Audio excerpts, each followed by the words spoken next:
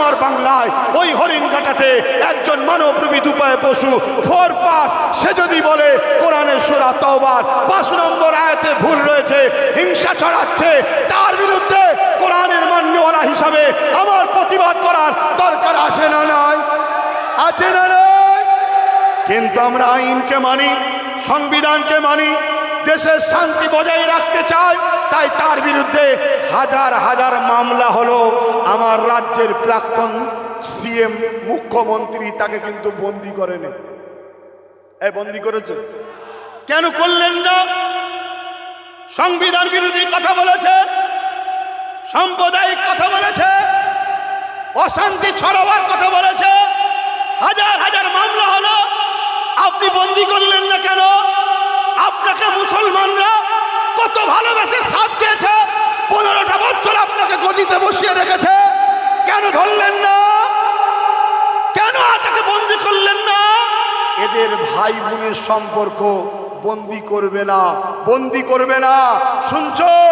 উপরন্ত নিরীহ নিরীহ হাজার হাজার গরিব মুসলিম এসসি এসটি ওবিসিদের ঘরে মিথ্যা মামলা দিয়ে আজও জেলের মধ্যে ভরে রেখেছে না রাখেন? আওয়াজ দিয়ে বলুন। তাহলে কেন্দ্রের যেমন শাসক তার লোকেরা জুলুম করছে, এও জুলুম করছে না করেনি? তা জুলুমের বিরুদ্ধে মুসা নবী লড়েছে, অত্যাচারী শাসক নমরুদের বিরুদ্ধে ইব্রাহিম নবী লড়েছে, আমার রাসূলুল্লাহ রোম, পারস্য, কিসরা, কাইসার, আবু জেহেল, উতবা, সাইবার মতো অত্যাচারীদের বিরুদ্ধে আমার রাসূল লড়ে সমাজে মানবতা ফিরিয়ে দিয়েছে, ইনসাফ ফিরিয়ে দিয়েছে, ইনসানিয়াত ফিরিয়ে দিয়েছে। সেই নবীর ঘরের সন্তান ও নবীর গোলাম আমরা। আমাদেরও আজকের দিনে কেউ যদি জুলুম অত্যাচার করে, মানুষের উপরে পেরেশান করে, মানুষের উপরে মিথ্যা মামলা দেয়, মানুষকে জুলুম করে, অত্যাচার করে, তার বিরুদ্ধে আমাদের লড়াই করার দরকার আছে না নাই? জোরে বলুন, হাত তুলে সাক্ষী দেন, লড়াইয়ের দরকার আছে না নয়? তা সেই লড়াইয়ের কথা আব্বাস সিদ্দিকী ডাক দিলে কিছু নামধারী মুসলিম সুরাতে মুনাফিকদের বুকে ব্যথা হচ্ছে, হচ্ছে না হয়নি? তাদের নিয়ে আমাদের ভাবার দরকার নেই। সেদিনও মুনাফিক রাসূলুল্লাহর বিরুদ্ধে ছিল না? ছিল না? সেদিনও হতভাগা আকবর যখন দ্বীনে ইলাহি লিখেছিল, একদল ইমাম, একদল আলেম, একদল মুফতি আকবরের অর্থ খেয়ে মুজাদ্দিদ আল-পেশানির বিরোধী করেছে না করেনি? তা আজকের দিনেও একদল আলেম, একদল মুফতি, মৌলানা, বক্তা আজকের জালিম হুকুমতদের অর্থ খেয়ে আর নবীর গোলাম, নবীর পক্ষে, দ্বীনের পক্ষে আমি আব্বাস সিদ্দিকী যখন লড়াই করছি, আমার বিরুদ্ধে এই অর্থলোভী মোল্লা বক্তারা বিরোধী করবে, এটা আশ্চর্যের কিছু নয়। আমার ভাষা বুঝছেন? তাহলে যুগে যুগে ন্যায়ের পক্ষে, অন্যায়ের পক্ষে আছে না নাই? তা আপনারা ন্যায়ের পক্ষে না অন্যায়ের পক্ষে? জোরে বলুন, কারা কারা ন্যায়ের পক্ষে হাত তুলে দেখান। জলদি করে হাত তুলে, লম্বা করে হাত তুলুন। ন্যায়ের পক্ষে হাত নামান। তাহলে আজকে কেউ কোরআনের বিরোধী করবে, তার পক্ষে থাকতে পারবেন? জোরে বলুন। তাহলে আমি জানতে চাইছি, কোরআন কি শেষ হয়ে যাবে? কোরআনের হিফাজতের দায়িত্ব কে নিয়েছে? জোরে বলুন। যারা কোরআন মিটাতে গেছে তারা মিটেছে না মেটেনি? আরে জর্জ ডব্লিউ বুশ কোরআন মিটাতে চেয়েছিল, তার কন্যা কোরআনের হাফেজা হয়ে গেছে। জোরে বলুন সুবহানাল্লাহ।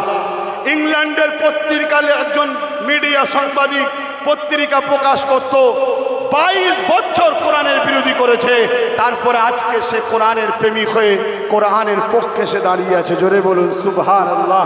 অতএব কোরআন জালিকাল কিতাব লা রাইবা ফি, এটা কোনো মানুষের কথা নয়, মহান স্রষ্টার কথা।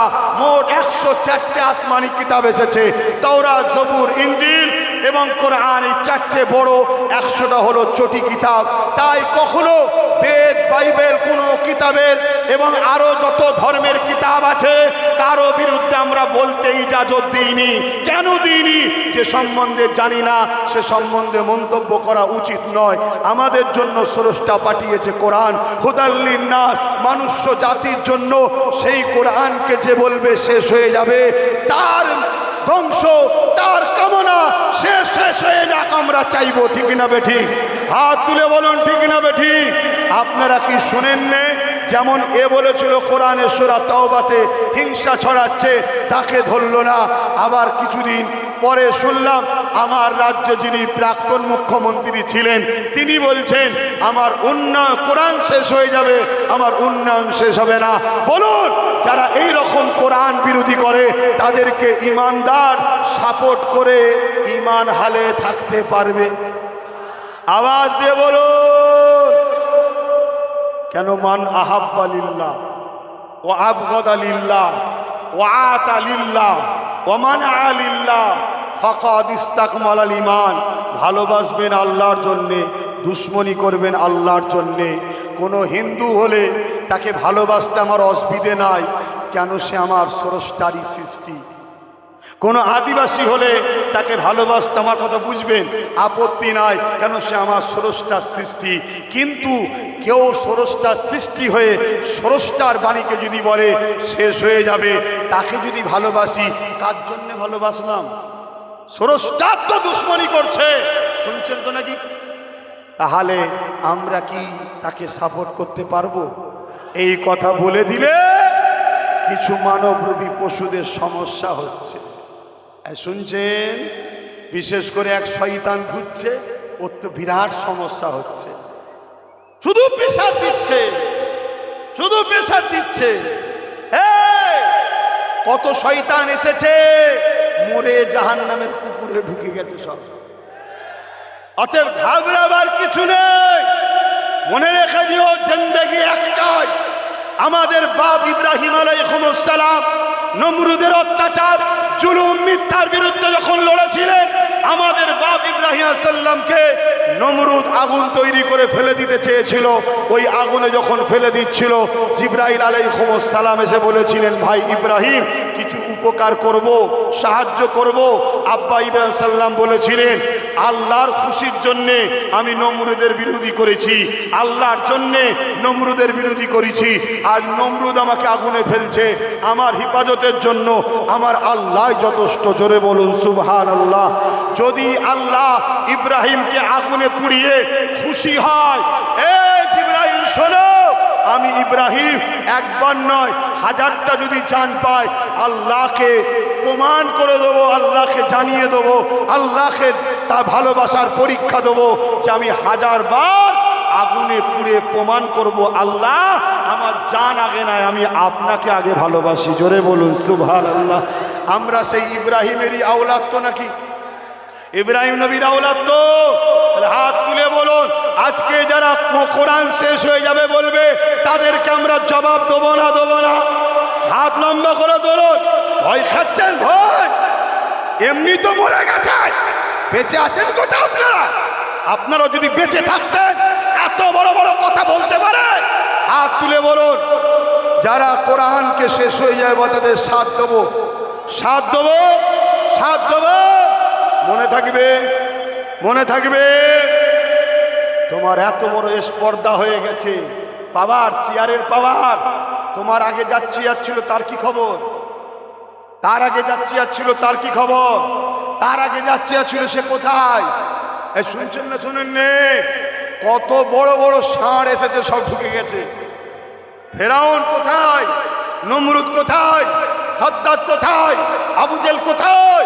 কোথায় চিঙ্গিস খান? কোথায় হালাকু খান? হালাকু খান এত মুসলমানকে মেরেছে, নদীর পানি লাল হয়ে গেছে, হালাকু খান মিটে গেছে, আজও আমরা জিন্দা আছি। জোরে বলুন সুবহানাল্লাহ। চিঙ্গিস খান আমাদেরকে এত মেরেছে, মাথার এই পাল্লাকে কেটে খুলি দিয়ে বড় বড় রাজপ্রাসাদ তৈরি করেছে। চিঙ্গিস খান মিটে গেছে, তার অস্তিত্ব নেই, তার আওলাদের কোনো পরিচয় নেই। কিন্তু ইব্রাহিমের বেটা সারা পৃথিবীতে 200-250 কোটি রয়েছে। জোরে বলুন সুবহানাল্লাহ, আরো জোরে বলুন সুবহানাল্লাহ। তাহলে আজকে অনেকে বলবে সব ঠিক আছে, এখন বলার কি দরকার? আরে এখনই তো পরীক্ষার সময়। আমার ভাই, আমার বাপ, আমার মা, আমার কওমের ছেলে কোরআনের দুশ্মনকে ভোট দিয়ে জাহান্নামে যাবে, আর আমি চুপ করে বসে থাকবো? তাহলে সাবধান করা দরকার আছে না? এই সাবধান করার পরে যদি কেউ মনে করে ও একা কেন জাহান্নামের কুকুর হবে, আমিও হব, তা সে হতে পারে। কিন্তু আমার ডিউটি আছে না? দেওয়ার দরকার আছে না না? খুব সাবধান হও, পরিবর্তন হও। আল্লাহ আমাদেরকে বুঝার তৌফিক দিন। বলুন আল্লাহুম্মা আমিন। আপনার ঘরকে যদি আমি ভেঙে দিই, আপনি আমার সাথ দেবেন? আপনার যে দোকান আমি ভেঙে দিই, আপনি আমার সাথ দেবেন? তাহলে যারা আমার আল্লাহ রসুল, আল্লাহর ঘর, নবীর ঘর মিটাতে চাইছে ওয়াকাফ, তাদেরকে আপনারা শক্তিশালী করবেন? এই জোরে বলেন। আল্লাহ নবীর হাদিস, আল্লাহ নবী বলেছে, কোন মুসলমান যদি জালিমকে শক্তিশালী করার জন্য তাকে সাথ দেয়, ওই মুসলমান ইসলাম থেকে বেরিয়ে যাবে। শুনছ যুবকরা? প্যান্ট শার্ট পরা দাড়ি চাচা কাফের নয়, গুনাহগার। নামাজ নেই, কাফের নয়, গুনাহগার। এখনো বাঁচার রাস্তা আছে। কিন্তু জালিমকে যদি শক্তিশালী করার জন্য সাথ দাও, বুঝতে পারছো না? তাহলে ইসলাম থেকে বেরিয়ে যাবে। কে বলছে? আমার আব্বা, আমার রাসূলুল্লাহ বলছে, মিশকাত শরীফের হাদিস। এটা আমার জাতিকে শোনানো দরকার আছে না নাই?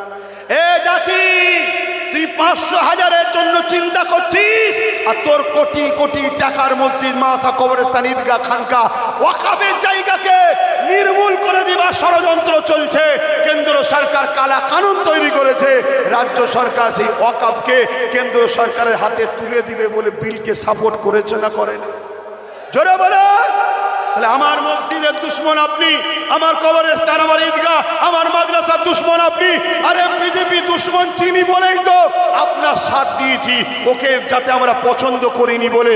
কিন্তু আপনি ও যা বিল করে আপনি পাস করেন, মানে ও এসআর বিল করলো আপনি সাপোর্ট করলেন, ও ওয়াকফ বিল করলো আপনি সাপোর্ট করলেন, ও সিএ বিল করলো আপনি সাপোর্ট করলেন, ও কৃষক বিল করলো আপনি সাপোর্ট করলেন। আর দিনের শেষে মুসলিম পাড়ায় এসে বলছো আব্বাস সিদ্দিকীর সঙ্গে বিজেপি সেটিং আছে। শুনছেন না? শোনেন না? আর আজকেই বসিরহাটে দেখলাম, বসিরহাটে আমি ওখানে থেকে এলাম, তো একসাথে বিজেপি আর টিএমসির প্রার্থী যোগ্য না কি বলে, হিন্দু ভাইদের যেটা ধর্ম আছে কি বলে না, একটা কি ওনাদের ধর্মে একটা কাজ আছে, তাদের একটা কিছু ধর্মের কাজ একসাথে দেখছি টিএমসি আর বিজেপির প্রার্থী এক জায়গায় বোঝে করছে। ও তার বেলায় সমস্যা হয় না? হ্যাঁ।